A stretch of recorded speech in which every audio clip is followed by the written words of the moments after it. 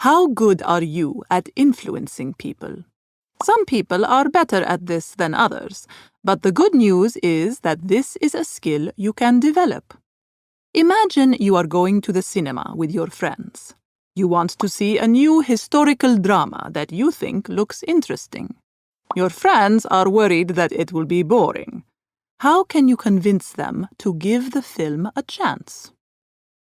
The best way to convince people may depend on who you are speaking to.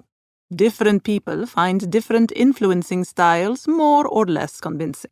Let's look at two approaches you could take to convince your friends to see that film. You go straight to a real-life example. You tell your classmates how your older brother has seen the film and said it was really good. You apply this example to your friends by explaining that, like them, your brother doesn't usually like historical dramas, but that he said this one was different. You then conclude that they should give the film a chance. Now let's look at a different approach. You start with the theory that all Christopher Nolan films are exciting, and you remind your friends of all the Christopher Nolan films they love. And because this film is made by Christopher Nolan, it must be exciting too. You test your theory by providing evidence to support your argument. You show your friends all the positive reviews it has received, including reviews that mention how this film is as exciting as all the other Christopher Nolan films. You finish with the recommendation that they should give the film a chance. So, which approach do you prefer?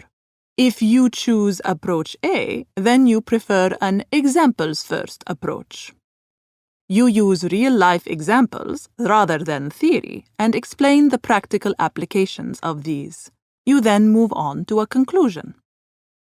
If you choose approach B, then you prefer a theory-first approach.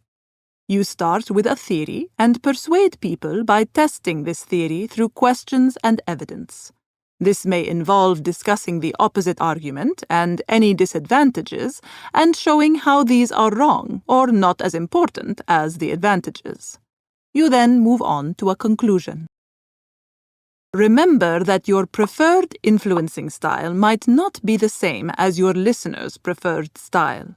If you can, try to find out as much as possible about your listener and get to know their preference. If you're not sure which approach to use both. Explain the theory and give examples at the same time. Finally, be ready to respond quickly to your listeners' reactions and try a different approach if what you planned doesn't seem to be working. With a little practice, you can improve your influencing style and become better at persuading the people in your life.